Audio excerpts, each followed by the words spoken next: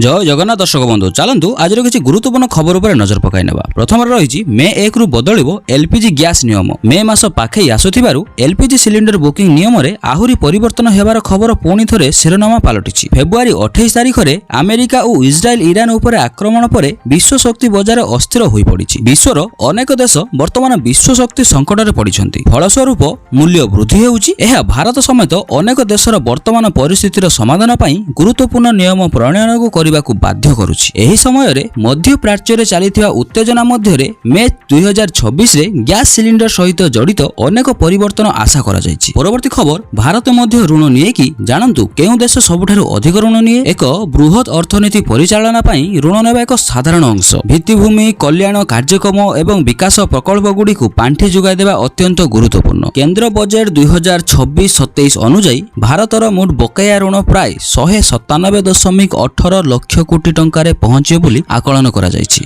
तथापि यह ध्यान देवा गुरुत्वपूर्ण जे एही ऋणर एक गुरुत्वपूर्ण अंश घरोई। तेबे भारतर ऋण केते? भारतर ऋण मुख्यतः सरकारी बॉन्ड बैंक एवं आर्थिक प्रतिष्ठान समेत अभ्यंतरीण उत्सरू आसी थाए। मोट ऋणर 97% घरोई थाए। एही समय रे बाह्य ऋण केवल प्राय 3% अटे, जहा प्राय 6.74 लक्ष कोटी टंका बोली आकलन करा जायछि। एहा भारत को बाह्य ऋण उपरे अत्यधिक निर्भर करुथिबा देशमानक तुलना रे विश्व आर्थिक झटका पाई कम दुर्बल करिथाए। एहा व्यतीत भारतर ऋण प्रति जीडीपी अनुपात प्राय 55.6% बहुत स्थिर बोली विवेचना करा जाए। परवर्ती खबर गर्भ जंत्रणा हेबारु स्वामींक सह जाइथिले हॉस्पिटल, अकस्मात चलीगला जीवन। अंचल रे चांचल्य। स्थानीय गोष्ठी स्वास्थ्य केंद्र रे रविवार राति रे जणे गर्भवती महिला अकस्मात मृत्यु घटिया घटना अंचल रे चांचल्य सृष्टि करिछि। मृत महिला हेले जी उदयगिरी ब्लॉक कुंभारकुपा ग्रामर स्नेहलता प्रधान। सूचना अनुसार स्नेहलता प्रधान तांको स्वामी रोशन प्रधान को सह चिकित्सा पाई गोष्ठी स्वास्थ्य केंद्र को आसीथिले। लेबर रूम को नेउथिबा समय रे से हठात असुस्थ होई पड़िथिले। संगे संगे आशाकर्मी और नर्स स्वामी रोशन को सहायता रे बेड रे सुआई चिकित्सा आरंभ करिथिले, किंतु दुर्भाग्यवशत चिकित्साधीन समय रे सेठारे ही तांकर मृत्यु घटिथिला। कार्यरत डाक्टर डॉक्टर रघुनंदन बेहेरा परीक्षा करी मृत घोषणा करथिले।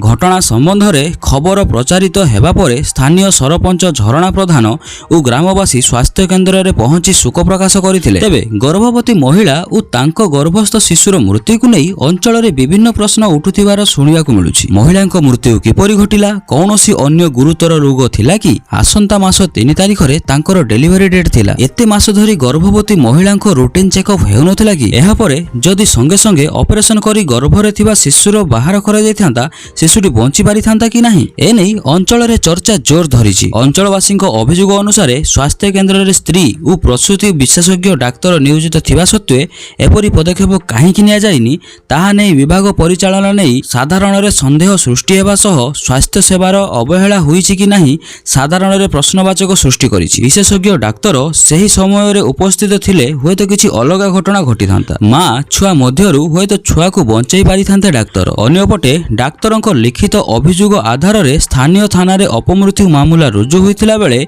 पुलिस घटनार तदंत करी रखिछि बोली थाना अधिकारी सूचना दैछन्ति। सब व्यवच्छेद करा जाई परिवार को हस्तांतर करा जाइछि। बंधुगण ए थिला आजिर किछि गुरुत्वपूर्ण खबर गुडी को भल लागिथिले वीडियो को लाइक करिवे, चैनल को सब्सक्राइब करिवे। विदाय दियंतु, देखा हबो अन्य एक सुंदर वीडियो सहित। जय जगन्नाथ।